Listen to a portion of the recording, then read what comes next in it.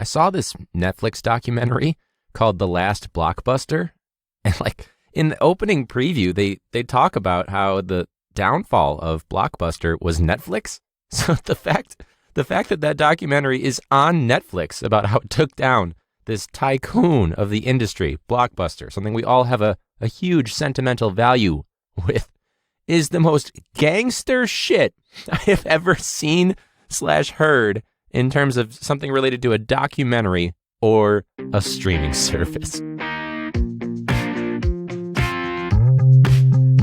All right, let's get this one started. Go grab a drink for this one.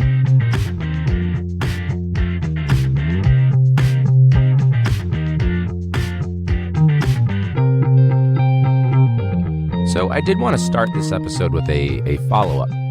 Last week I talked about the phone call situation, and I was joking around and likening it to going to the dentist and they say, "Did you floss?" And then you're like, yeah, for sure, lying through your teeth, pun intended. But then, of course, there's like a pool of blood, and, all that stuff, like a Carrie scene. And I just want to point out, first off, joking. But the second thing, too, is that we were trying these different contact attempts in digital form because this is 2021. But more recently, we've been doing very targeted phone calls. That is for sure the new focus right now. And I want to point out that there are certain admin that are claiming that we are lying about our call logs. And I can tell you straight up, I don't know who that may be, but it's definitely not fun doing those. And I'm starting to think, like, when I ask around, when I call these parents, and I'm like, have you heard from anybody else? They have not mentioned anybody that is a non-teacher giving them a call, except for our security staff who's doing attendance-related calls. Now, we know the big issue.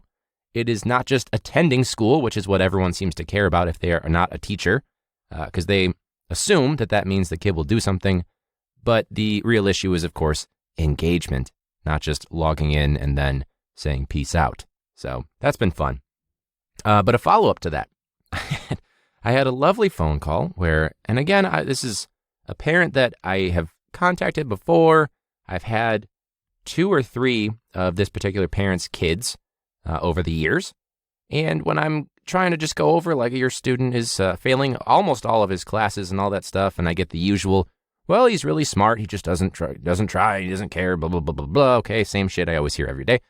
He starts to ask me about schools opening or staying closed, asking, like, well, aren't these safety precautions that the district is waiting, or the unions are waiting for, isn't it overkill?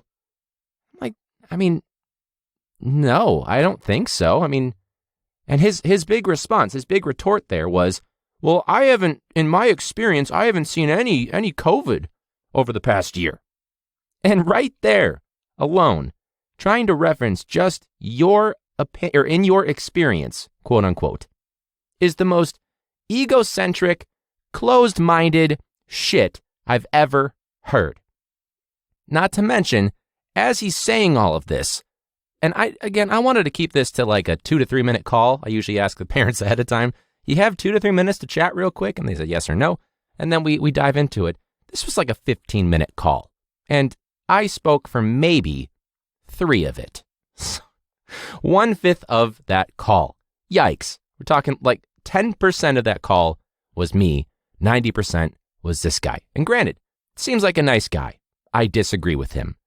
But when it gets to the point where you are basically saying, like, I don't understand why my kids don't work well online and stuff like that, and you guys won't let them come back in, and this is overkill, and this is ridiculous, and it's causing all these issues for them, and they don't try because they're blah, blah, blah. Clearly, my name is Ryan, but this man is convinced that I am Mayor Lori Lightfoot in disguise, and also CPS, Chicago Public Schools, CEO Janice Jackson, and Chicago Teacher Union President Jesse Sharkey in disguise as one human being. Like, I've got enough authority on when we open or stay closed or what the stipulations of reopening. I have about as much pull as a cashier at Walmart. as a cashier at Walmart has pull on what the cost of your strawberries are in aisle 2. About as much pull as an Amazon delivery driver and the shitty things that Amazon does to its other workers around the world. You know what I'm saying? Like, clearly I make the rules because I'm the one on the ground just trying to teach your kid, and you're trying to complain to me about something that I've got great. Teachers were the first line of defense, for lack of a better term, although it did feel like defense in this case. But we're usually the ones that are bloody through the wall because we're the ones that are dealing with the public. And by the public, I mean the parents, obviously the students more often than not. We're that first line before the main office people or the administrative people, whatever it may be. But, oh my God. And, it was already, and Katie was in the room too. And like she could tell, luckily there's a mute feature on iPhones, because when I tell you the amount of times I was hard sighing, like, based on what this guy was saying to me, it's absurd how much. Anytime someone says, in my experience, you are just neglecting what, like, legitimately, a dozen of my own students or their family members have gotten COVID, have died of it, or have serious health complications as a result. So when I decide to respond, like when you ask me a question, do you think it's overkill? Well, first off, why are we assuming that, like, anything that's safety and cleanliness related, why is any of that ever considered overkill? Like, do you ask the dishwasher at the restaurant, like, isn't it, germs are good for you, right? Like Dwight Schrute says you should sneeze on my toast or whatever so I can get more antibodies because I'm exposed to it. Like, do you really have to wash my fork? I bet you're the first person to complain if that fork has even a smudge on it. But for some reason in the schools where teachers and students are exposed to stuff, oh, it's overkill now. Do you see what I'm saying? Do you see the problem with this?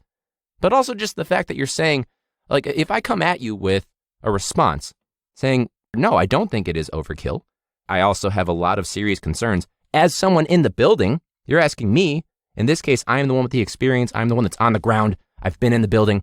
I don't have confidence they can keep it, well, one, safe and clean, but also keeping the students in a safe, situation, like with their masks and with their distancing and all that stuff. What happens if someone fights? What happens if someone comes without a mask and they refuse to put it on, and then we've got nowhere to put them? Can we put them on the street? That seems bad. If I'm giving you that you're asking me as the educator in the building, you're asking, is the school going to be is this too much or too little? And you're going to respond to all of that experience, that direct experience that you don't have. And your response is, well, in my experience. That's just as bad as when he told me that the 6-foot social distancing is all bullshit and it doesn't matter and there are no such thing as droplets. What? So needless to say, I was in a great mood that day. But again, if you are a non-teacher and you're listening to this, just please remind yourself, your friends, your colleagues, your whatever, we don't make that decision. Okay? This is another issue that was pointed out in the teacher hate video, by the way, bit.ly/teacher hate, where it's like, we're of course the bad guy because that's the only person they see. But also we're the first person that's like, hey buddy, remember when I was a dick to you in March? Well, my kid hasn't done shit since then. You mind passing them through? They're really smart. They just didn't try at all this year. And by the way, we also have to do these new things. If we have more than 50% of our class that is failing, which is scarily enough in our school at least, and in a lot of schools on the South Side, very common, we have to also do these action plans. Because we don't have enough planning and logistics and other little administrative tasks to worry about. Now we have to have an action plan for these classes to say how we're going to fix it. So basically, teacher, you've got no time, but you've got to do these million things. And what we need you to do is pause, because remember, you got to work within that 6.25 that is definitely accurate, and no one works outside of those 6.25 hours per day. But we need you to stop and tell us what you're doing. We're like, well, don't you have the contact logs that we have and the interventions that are put in gradebook? Well, no, but we want it in one place because we want more work for you and we want to be able to see it so we can cover our asses to our bosses. Meanwhile, you've already been doing it, but we don't want to put in the grunt work to actually go and find the grades, the attendance, and the contact attempts from the teacher. Am I a little cynical in this one? Let's jump to something else. So I had my first, they call it the summits. It's my first PD that I've been, professional development that I've been to in a while. And, I've got a couple things. Anytime someone has more than 2 opening moves, it drives me insane. Like, this whole PD started off with like with your permission, I'd like to start this session of this learning among us fellow educators and clinicians. What? What do you mean with your permit? We're here. It's 8 a.m. Get started so we can leave by 3:30. We don't want to be here. Some of my students in my 8th period specifically, because they heard that I was gone, they were like commenting, being like, you're not going to be here in the afternoon? I was like, no, unfortunately. But I was like, this is my worst nightmare. Like, they were like, this is, we're sad that you're leaving us. I was gone for 2 days last week. I was gone Tuesday, Thursday. So I was there Monday, Wednesday, Friday, like a nice little leapfrog hopscotch. And they were like, oh man, you're always leaving us. And I was like, if it makes you feel any better, this meeting is my nightmare. Which they retort, by the way, was funny. They were like, well, see, that's what you get for leaving us. So, but yeah, with your permission, and it all just seems too performative. Like this person that's leading the session saying, like, we want to start by, acknowledging the original landowners of the land we are all currently sitting on in Chicago. Like, we get it. But first off, by the way, it was a social studies team. We know the history. You don't have, why? Performative. So the first hour was the most useless shit ever, because it's basically, my number one pet peeve is when people share the beauty, and not that there's anything wrong with sharing what you do in your classroom, but I think history teachers specifically have a really bad habit of, when they try to describe the amazing things that they're doing, whether it's the task or whatever, they love to give you we're studying the Renaissance period and how that really, it sparked from Reconstruction, really. And it's really, it's a subject of the system, right? First off, the right, comma, right, question mark thing. But they go too far into the content area. And I understand that you get excited sometimes, but can you just jump to what you're trying to say and not give us the 3-hour explanation of the beautiful scope and sequence you've created in your history class? We get it. But what made me laugh is that someone with the most monotone voice, this is me being an asshole right now, I realize that, saying, when they asked us, how do you engage your students during this time? How do you make them feel safe and welcome, and give them an environment that fosters educational inquiry, which she had a hard time saying. She kept saying inquiry, which drove me up a wall. But this person goes, I use humor with my students to ensure that they feel comfortable and natural. Like, all right, robot. Like, they didn't, I'm embellishing, of course. But saying I use humor. Like, okay, so you have no personality from what I'm gathering based on what you're saying. With your permission, I'd like to comment and state that it seems like if you're using the phrase, I utilize the strategy of humor with my students, you probably aren't funny in the first place. Let's just start there. But also, personality, zilch. So, again, this is me firing off. Maybe it's because it's Sunday right now that I'm recording this, which is not my ideal time to record. Or the fact that I was already really overworked with all the going back and forth and planning and all that stuff. And then this PD takes me out of it. And they had very strict guidelines for remote PD etiquette. And by the way, someone please make a drinking game out of a PD when you're doing it from the school's Wi-Fi, because the Wi-Fi at the school is garbage compared to the Wi-Fi I have at home. So it'll be like, so we just want to open up with this session, and then it jumps a little bit. They're like, with your permit. And that's basically what we're going to do in this session today. And you're like, what did I miss in between right there? It's almost like you hope it doesn't stop on like a really bad out of context thing. All right, so first we're going to forget, and you're like, oh, that's not what I thought he was going with that. Everyone listening is probably like, are my speakers going? No, your speakers are great. I'm just out of my mind.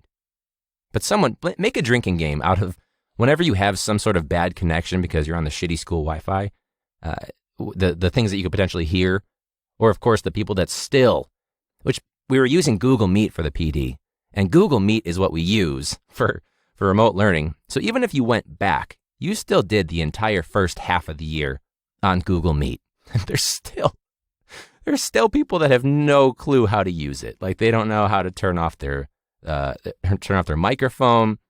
They don't realize that angle that gives them a quadruple chin is not charming. And Like little things where it's like, shouldn't you know at this point? Or if they send you a link in the chat, there's always that one person that goes, wait, where's the document we're working out of? I don't know can someone help? I'm sorry. Where are you? And can you just follow? They were very clear. These people, I might be giving them shit, but these people were very clear. They were very nice about it. And there's always that question where it's like, we could chalk it up to a poor Wi-Fi connection, sure. But there's always that one question where you can tell the PD person has to physically reset their body. You know what I mean? Either because they asked something completely unrelated or something just absolutely ludicrous. But that's just me, personally. But I go into PDs with kind of a bad attitude. I got to work on that, to be honest with you. I feel like most people do, though. I mean, Katie was like, well, shouldn't you put your webcam on because you know what it's like to talk to a room with just webcams off and it's just you? I was like, no. Their job is to run this PD. They should get a realistic experience. I'm going to give them a taste of not their own medicine, it's the student's medicine, but this is my day off of camera. I don't need to, I got a hat on, hoodie. I don't have to look good, and so I'm not gonna. And also, it couldn't handle it when I moved over to the school for the afternoon session to get ready for coaching, of course. It could barely handle it, even with my microphone and camera off, because it's pulling all this data, and it's not designed for that. It's a shitty, probably the lowest band of Wi-Fi. And then they expect us, when we go in person, they expect us to teach to kids remotely using Wi-Fi, teach to the kids that are in person, and they're also probably using Wi-Fi, and also every other human being that's not in our classroom is going to be on Wi-Fi. Meanwhile, there's 10 people in the building right now, including myself when I go there, and it can't handle that. So what I'd like to do is actually introduce a new segment that we're going to call Student Confessions.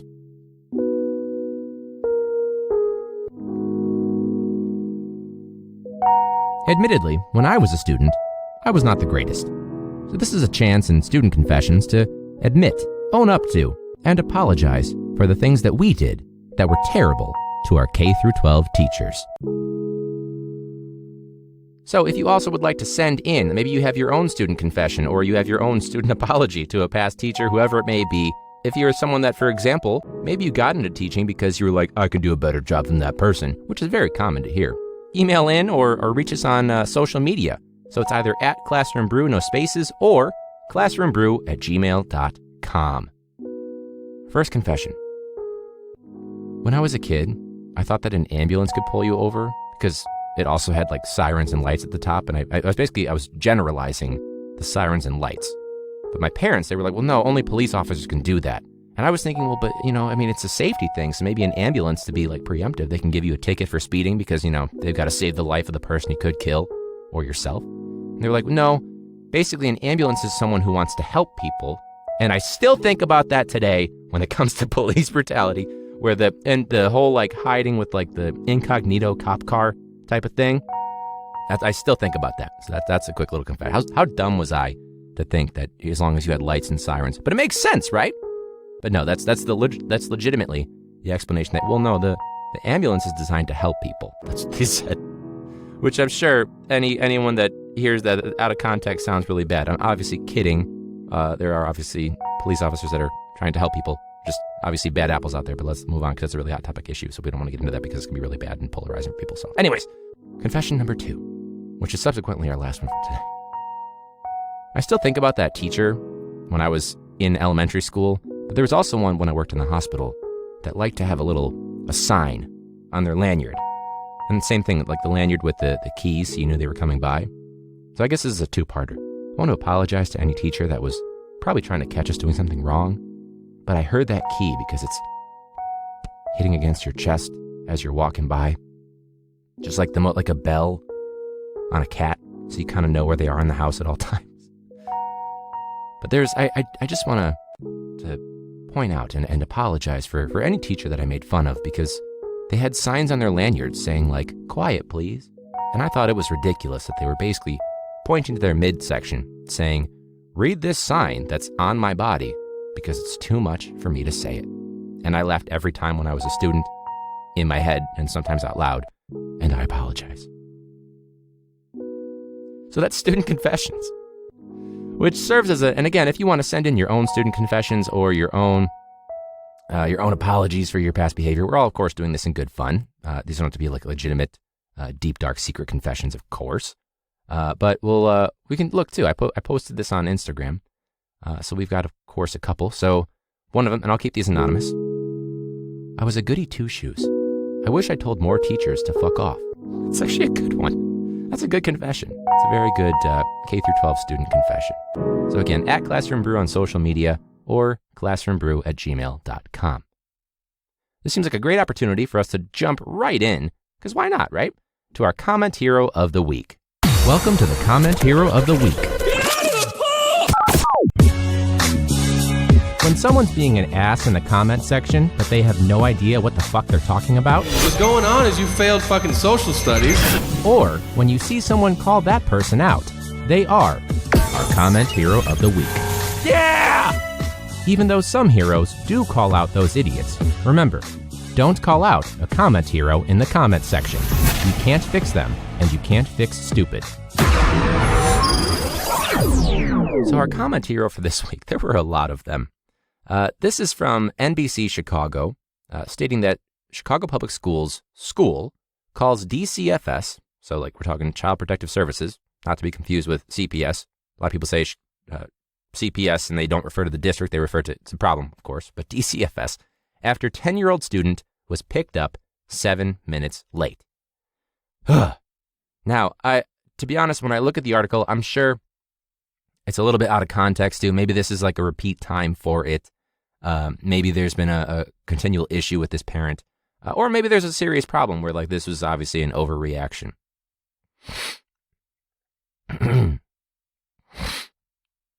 What I'm going to do though is I'm going to give the benefit of the doubt to the parent. Like 7 minutes, like, all right, like, do we really need to, like, okay, if it's a repeat thing, I'm sure there's a good reason. Maybe they are also, some people in the comments are saying maybe she's a teacher too. Someone said they are. And there are people that are genuine comment heroes in here saying like, parents are people, they're not enemies. This is taking resources and time from kids and workers who really need it. So Brittany S., you're a legitimate comment hero, the non-asshole version. You're doing great. But our comment hero, the number one, is Keisha G. I made that last part up because she has a very distinct last name, so I put the G in as a fake one, who decided to point out, and this is clearly someone that doesn't agree with the remote working from home thing, that she's a teacher working remotely. Imagine if she were in person, this probably wouldn't be a problem. Way to go, CPS.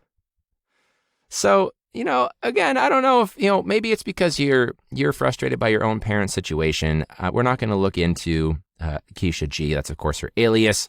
It is for sure messed up, but way to make it. Again, you're not doing anything better than someone that's blaming this parent in the first place. I think a lot of people are coming to the aid of this parent. This is obviously ridiculous, and hopefully DCFS throws it away. But it's amazing that someone decided to make it political. Like, I don't understand your level of stupidity or why you have to make everything political, but I admire your dedication to it. I really do. Now, someone else is pointing out that it is CPS policy. I understand that. I'm sure there's kind of, you got, especially, this is the new normal. Like, can we just provide a little bit of gray area here? Like, give them a window. A lot of people are saying give them a window. But, just anyone that wants to make it political, just get fucked, okay? We'll leave it at that. That's, because it's a hot button issue. People are going off in the comments. But, I'm going to side with the teacher parent here. The parent/teacher in this case. 7 minutes is, of course, ridiculous. But way to go to our comment hero, or our asshole comment hero, for deciding to make it political and still find a way to blame the teachers. Again, as if we are also all, as teachers, Mayor Lori Lightfoot, that's a mouthful, Janice Jackson, the CEO of Chicago Public Schools, or Jesse Sharkey. Because, again, as much authority as an Amazon driver has with different marketing level decisions being made at Amazon. Let's be real. Well, I think that's about it for this week. We're still going to play our Patreon dedication song if you want to be a part of that. If you want to have your name added, we'll have to get a new song going if that happens. But our very soulful performance by yours truly will come in at the end of the episode for a little while here. But if you want to get some bonus content, including behind-the-scenes content, the video podcast episodes, and some behind-the-scenes stuff, and episodes that are only available on Patreon, so exclusive episodes to Patreon, go to patreon.com/classroombrew. It helps me out. That's how you can also get the koozies and shot glasses and coasters and things like that. And we're trying to expand, do some more merch-related items, of course. And that's me sending those out. So, again, patreon.com/classroombrew. Huge shout out to our current Patreon members. I appreciate you. Your names will be in the post-episode shout-out dedication thing, whatever you want to call it. So enjoy that. But email me, classroombrew@gmail.com or @classroombrew on social media. Give us a good rating and review so we can set off that asshole that wasn't actually listening to the podcast but just didn't like something that I said. They got a little bit butthurt, and that's okay. We can't force anybody to get an enema. So, until next week, thanks so much for all your support and listening in. And until then, class dismissed.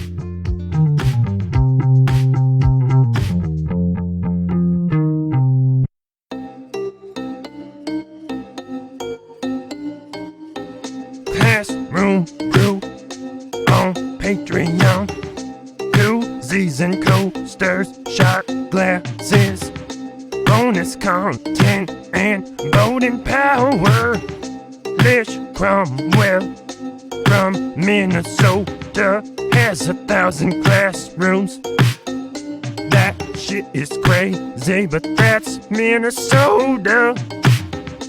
Leo Sanchez got a lot of land. He's been on the pod. It was really grand. He's teaching in person during COVID. Sabrina Bachman from Ohio teaches French class, but I don't remember French. Sorry for my teacher who taught me French. You were really cool, but that was years ago. This dude beat cancer, getting real strong. He posts it on the gram, he's a real badass. James Biner, that's fucking right, James Biner. Cindy Montoya from California, Lazy Teacher Podcast, that's a bad look. Definitely not lazy, big time podcast fan. Melinda Bradley, she's from Florida, wore PPE for her staff photo. That's Melinda Bradley.